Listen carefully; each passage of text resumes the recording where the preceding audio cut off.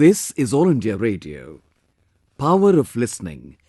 Under this series, tonight we take you on a journey to the world of yet another magnificent facet of traditional Indian knowledge systems, Megh Vidya. In today's episode, we shall be focusing on the ancient Indian knowledge of weather forecasting.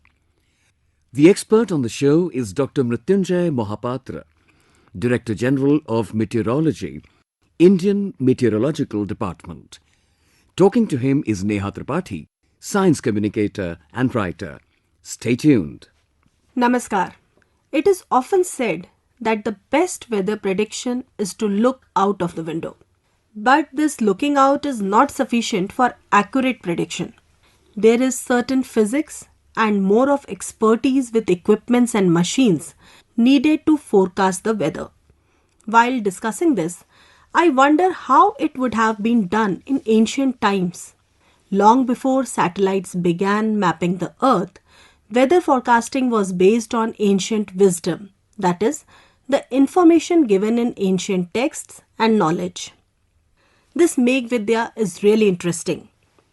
To bring out the facts and narrative of Megh Vidya, join me to welcome expert for today, Dr. Mrityunjay Mohapatra.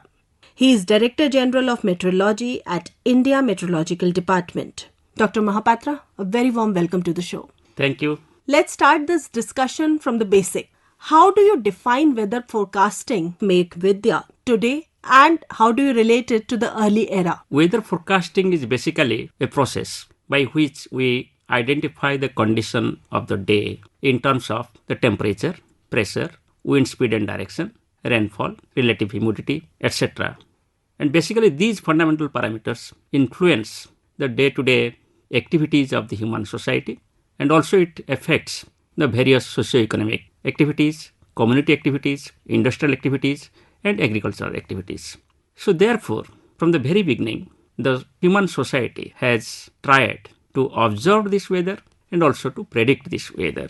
As you know, at present we have got a very sophisticated system in the world for monitoring the weather with the help of the instruments like satellites, radars, automated weather stations, automated rain gauges, etc. And also we have got the numerical weather prediction modeling system based on high-performance computers to provide you the guidance about the weather for next few hours to next few days and a season and a decade.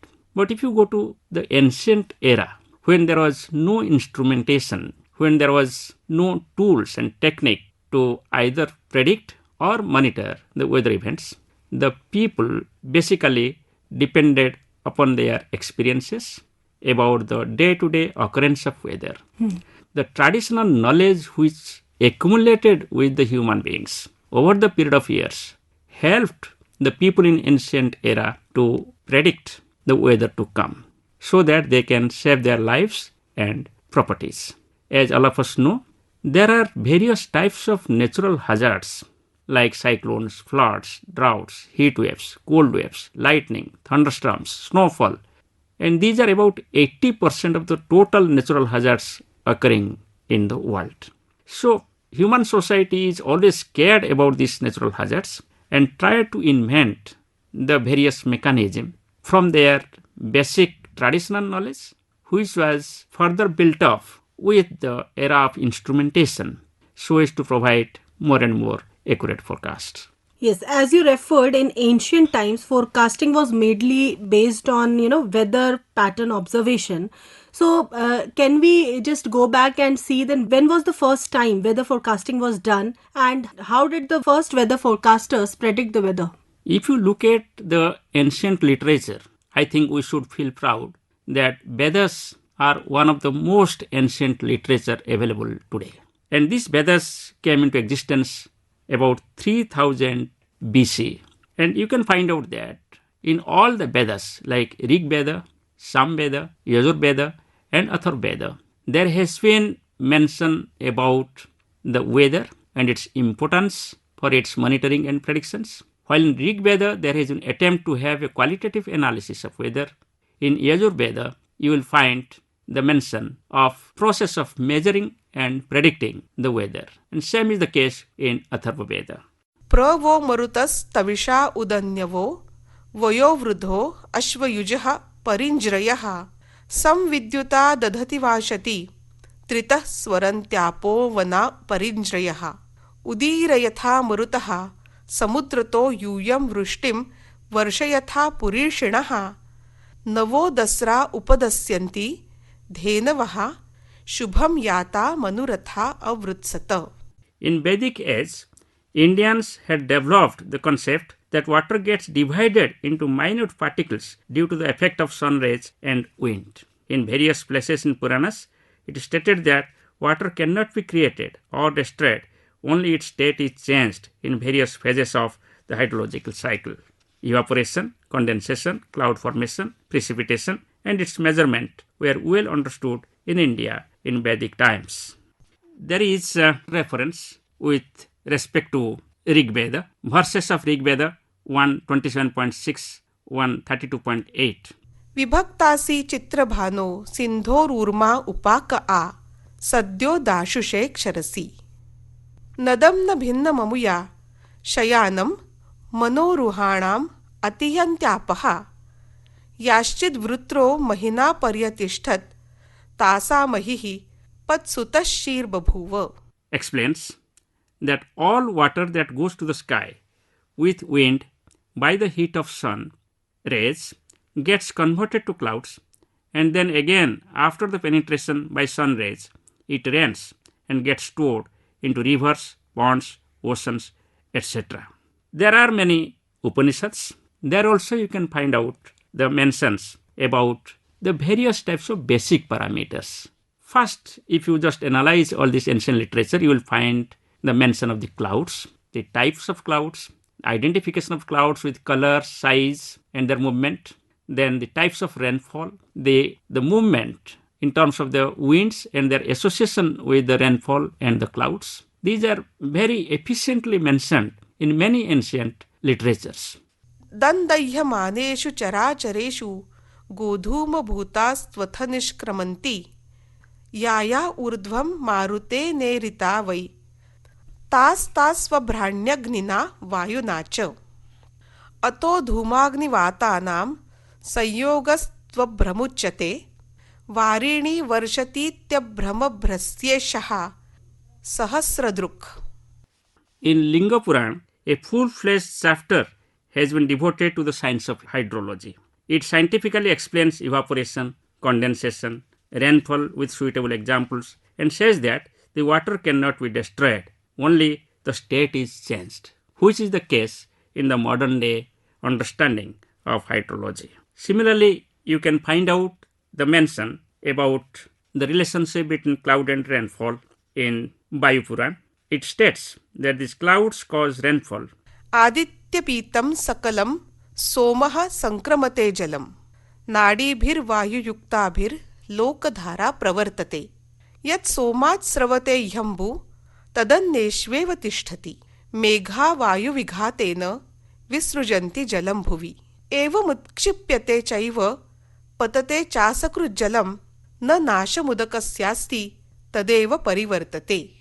And also there has been attempt in these ancient literatures to understand the science behind it. Say for example, how the rain is created, how the water cycle and how the water is conserved if you consider in totality in the atmosphere and earth and ocean. So all these have been discussed in many literatures, and the basic beginning comes from the Vedas. So like that, if you go to the other literatures in the world, you can find out the mention in 650 BC.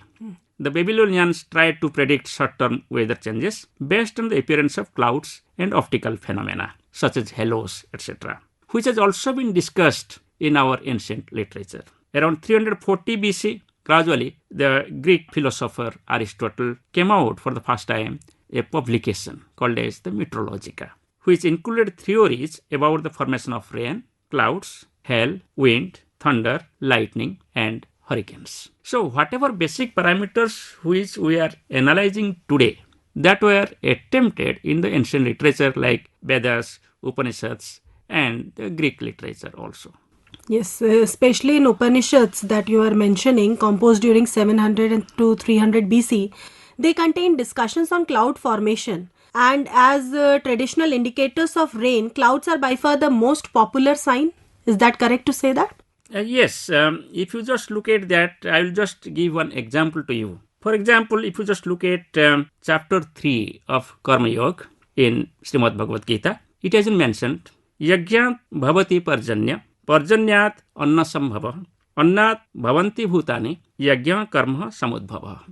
Its meaning is that from yajna we can create the rain, and from rain we can have the food, and from food the human society can survive. If you just look at when you perform any yajna, there is fire, there is addition of ghee, and there is wood. And when there is offering in terms of ghee into the wood and it is in fire, a lot of particles, smoke particles, gets off and goes into the atmosphere. And as it goes up because of the heating, there will be instability in the atmosphere locally where this yajna is being performed. And therefore, these particles which are going off, they will be entering into the lower temperature in the atmosphere. So therefore, the particles enters into a condition which is now called as the unstable conditions. And because of this instability and because of this high temperature in the ground and lower temperature at the upper level, these unstable particles will go off and they will come in contact with the cold air, and hence they will condense and cloud will form. There is a mention in ancient literature that for the formation of cloud, you need the fire, you need the heat, and you need the smoke. And if you look at the advanced literature now, you need the hygroscopic nuclei for the formation of the clouds. Okay. So therefore, certainly there has been an understanding of the basic science to some extent about the formation of the clouds, and from the clouds how the rain occurs. And that rain again falls in the atmosphere. I will give you another example.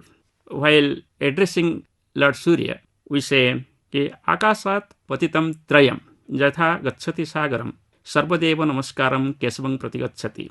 So it has been referred that we get three things falling from the sky. And if you look at the various types of precipitation which is falling into the surface of the earth, they are mainly in the form of rainfall, hailstorm, or mainly in the form of the snowfall. So these are the three forms. And that could be detected, that could be understood at that time with the basic knowledge of science. So you are true while you speak that the scientific approach or the understanding towards the formation of cloud and its relationship with the wind and rainfall and its impact on agriculture was quite well understood in the ancient literature. Yes, as you referred that there are yajnas are done so that we can welcome rain. This is done even today and it is considered a myth, but it has a scientific background as you have explained already.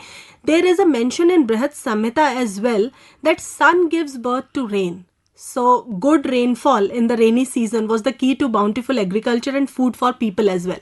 So this also comes from this particular fact only. Yeah, you are right. In Brihat Samhita, it has been mentioned, Agno prastahuti samyak adityang upatisthate adityat jayate brishti brishtiratnang tatah praja. Its meaning is that sun creates rain.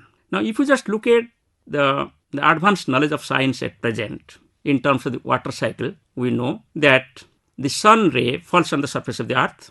It comes in the form of shortwave radiations. And these radiations are absorbed by the surface of the earth, whether it is water body or the land surface. Then the surface gets heated, and because of this heating, the water particles present on the surface gets vaporized or gets evaporated. And this vaporized or evaporated water, which is called as water vapor, if you compare, the molecular weight is about 18 grams H2O. But the dry air has got the molecular weight of about 28 grams. So therefore, relative to dry air, moisture is lighter. And hence, this water vapor which is released from the surface of the earth goes up.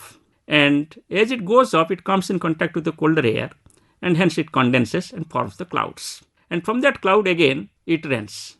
So therefore, the entire water cycle, what we understand now in the form of this one, has been explained in the ancient literature. And you will be happy to know that in the emblem of India Meteorological Department, this has been quoted. Adityat jayate brishti. And it is completely scientific how sun is responsible for creating the rain. And in earlier sloka, as I told you, and rain is responsible for all types of agriculture and hence the food availability and hence the sustenance of the human society. Yes, this is astonishing to know that this water cycle was explained in the ancient literature itself. That's very nice. The cloud types, there are different types of cloud. There is a mention of this also in Upanishads. They say that there is something like Neelam and Varunam, two of the 9 type of clouds listed in Panchangs, that are considered to bring heavy rain, while Kalam and Pushkaram result in mild showers. You are true, Neha. When there was no modern day weather forecasting, basically the farmers were believing in Panchang. They were looking at the various nakshatras and lunar phase, and accordingly they were planning their agricultural processes, be it sowing or be it application of irrigation or application of fertilizer or harvesting. In the modern day, what we do actually, we have got a decision support system where we guide the agricultural farmers about the possibility of rain during next 15 days, utilizing all types of numerical weather prediction models. We also provide at what time they should go for irrigation, at what time they should go for pesticides or fertilizers. Certainly the basic knowledge at that time was known that which type of cloud can cause heavy rain, which type of cloud can cause light rain, which type of cloud is fog, etc. You are correct, Neha, when you say that they identified different types of clouds. I will say there were identification even 80 types of clouds. 80? You Yes. mean 80 Yes, type yes. of clouds? Okay. Even people tried, even medieval era, Chanakya's time, to identify the clouds in different regions, like clouds in moist area, clouds in hilly area, clouds in coastal area. So based on that, they related with the type of rainfall which can be expected. Dr. Mahapatra, as we are discussing, the study of weather pattern has also resulted in various techniques of rainfall forecasting, like we can predict, and what are the ancient weather prediction methods that you can highlight for us? Yeah, at present, India Meteorological Department has a seamless weather forecasting system. When I say seamless, that means we have a weather forecasting system to provide the weather information expected over a few hours to a few days, a few weeks, and for a season as a whole. In the spatial scale, we provide forecast at a particular station, what is going to occur, also over a particular block or a particular district, and over a meteorological subdivision. So by that way, we have a continuity from space scale and also the time scale. We term it as nowcasting, that's forecast for next few hours.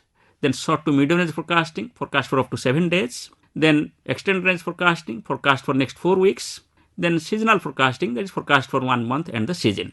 In ancient literature also you will find that there has been attempt to find out the type of rainfall which is expected. As we know now, almost about 55 to 60% of people in the country are dependent upon agriculture. But in the ancient era, it was completely dependent upon agriculture, 100%. So therefore, people in the ancient era started to find out the cause of rain and how can they predict it. So there is an attempt therefore to have a long-range prediction of monsoon. And you will find out the mention about the importance of monsoon by the great economist Chanakya. And also you can find out mention about Kalidasa in his book Megh. So there, Chanakya has demonstrated the requirement of accurate measurement of rainfall. Even he suggested how to measure rainfall. So he went for devising an instrument with which we can measure. And if you compare at that time of measurement and now, there has been advancement in instrumentation. But the basic concept was there at that time. And he measured as a volume of water expected or occurring. And now we are measuring the depth of water occurring at a particular place. Okay. And you'll be happy to know that based on all these observations at that time, they could find out what is the climatology of rainfall in the country. Say, for example, he found that amount of rainfall which occurs in the moist area like central India is about 24 dronas. And one drona is about 2.5 inch of rainfall. So now if I convert these 24 dronas, it comes about 150 centimeter of rainfall. And if you look at the climatologically normal rainfall, annual rainfall over say central part of the country starting with Odisha, Madhya Pradesh, Chhattisgarh, Gujarat, it is of the order of about 150 centimeters. That much accurate. That much type of assessment they could do. Mm-hmm. That means they could develop not only the weather information but also the climatological information. Similarly, they could also find out that monsoon will be good if we have good rainfall activity in the middle of the season and less rainfall activity in the beginning and end of the season. And which is true. In the present era, if you just look at monsoon season is June to September, and July and August are the most rainiest month in the season. So if you have got good rainfall in July and August, monsoon becomes good and agriculture becomes good. So that finding was there at that time. And regarding the prediction, yes, they could identify certain parameters with which they could predict the performance of rainfall. Usually, if you just look at the rainfall distribution in the country, about 70 to 90% of rainfall in the country occurs during monsoon season. And that season is from June to September, and it is followed by the retreating monsoon season, that is northeast monsoon season, which goes up to end of December. That means beginning of January, there is not much rainfall activity in the country till the beginning of June. So this 6 months period, you can say, or 5 months period, so it is almost dry period. And it is mentioned in different ancient literature that this 5 months period, they mention like that, this is the period of pregnancy of the atmosphere or the clouds. Then it delivers rainfall during the monsoon season. So they have quoted about 175 days with which the season develops for the monsoon season rainfall occurring in the country. That means you have to monitor the weather parameters or atmospheric parameters during the period from January to May to predict the rainfall during June to September. That was the idea at that time. Now, if you just look at the long-range forecast issued by IMD, what we do actually, we have got a dynamical forecasting system from 2012 onwards. Prior to that, we have a statistical regression method only. We also have the statistical method now. In that statistical method, we have the 6 parameters. That 6 parameters covers like the temperature over the sea areas, temperature over the erosion. We have got the snow cover, one of the parameters in the Himalayan and Eurasia snow cover. So at that time also they found certain relationship with the snow cover and the rainfall occurring in the country. So therefore, by that way, certain basic understanding about the occurrence of monsoon in the country and the type of progress of monsoon from south to north as indicated in Kalidasa's Megh. So all these indicate that there was certain understanding of basics of science from purely the observational aspects. And based on that observations, people try to predict the weather on day-to-day basis and also on long-range basis also. Similarly, if you come to short-range forecasts, basically what they are doing actually, it was a man-made climatology. Based on the past experience and observations, they could find out if the cloud is of this type, it can rain like this. If the cloud is of that type, it can give to rain and thunder. Or if cloud is occurring in such a direction, then it can rain here or it may not rain there. So this type of clues were used by the ancient people to predict the weather.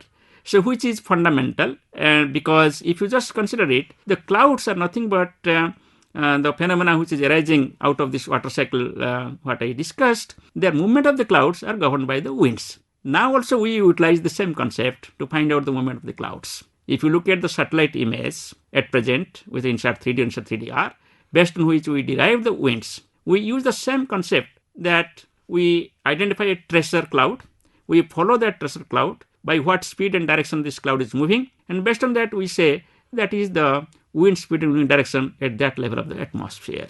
So certainly the basic knowledge what we had in the ancient literature has helped to build up the modern science of meteorology.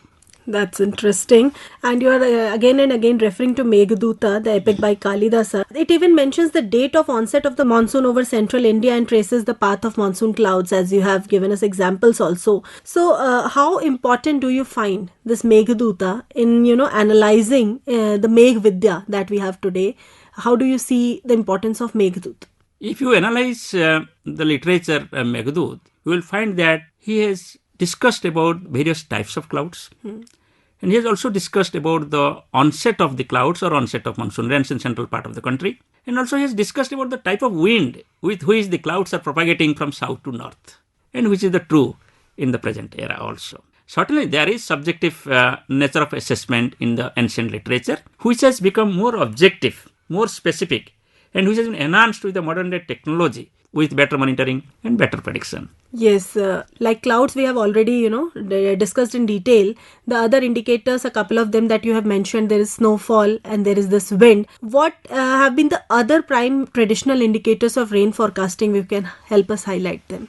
For rainfall forecasting, basically in the ancient literature, they decided two important parameters. One is the solar parameter, that is movement of the sun. Accordingly, the seasonal assessment of rainfall, as I told you, after 175 days, the cloud which is pregnant will deliver the rain. Then other one was the lunar cycle. Based on lunar cycle, they identified the various phases of the moon in terms of Krishna Paksha, Shukla Paksha, in terms of various tithis like Shravana, Pushkar, etc. And they try to correlate with the occurrence of rainfall in seasonal basis and also in short to medium range basis. Another aspect has been to identify the occurrence of weather in different months. For example, occurrence of weather in Margashira, Pausha, Megh, and its relationship with the rainfall during June to September, that is monsoon season. So all these have been possible because of the observations in a very specific manner by the ancient people and their analysis of these observations and accumulation of these facts which could be utilized at that time. When we come to, measuring these rainfall, whatever you have, referred to also, are there any such more instrumental background that you see around that time that was there, apart from one of those that you have mentioned already? You are correct, Neha. That instrumentation developed over the period of time. Say, for example, considering the requirement of rainfall, people went for measuring the rainfall and devising the instruments. Like in Chanakya's case, a kunda was developed with a basic diameter, and that diameter changed over the period of time.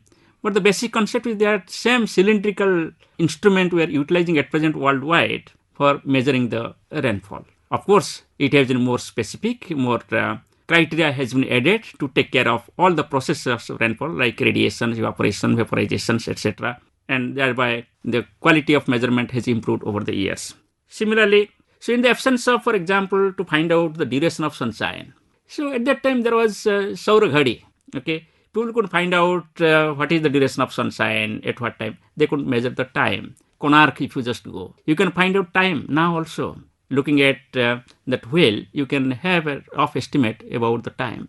We have a long history, therefore, in developing a forecasting system which has a linkage starting from the ancient era like Vedas. And at present, if you just look at, we have marched forward from 1875, starting with synoptic meteorology, then climatology, and at present we have got a dynamic meteorological system to predict weather in a seamless manner with well-established observational platform, including two satellites, geostationary satellites, INSAT 3D and INSAT 3DR, with 33 Doppler weather radars in the country to provide real-time observations every 10 minutes. At the same time, India has also come up with the prediction system with the basic understanding to enable the people and various stakeholders to utilize this information for improving their socio-economic conditions and also to keep themselves safe from the various types of disasters. No doubt we have traveled a long way, and now we also have a detailed account of ancient wisdom explained by our guest for today, Dr. Mrityunjay Mohapatra, Director General of Meteorology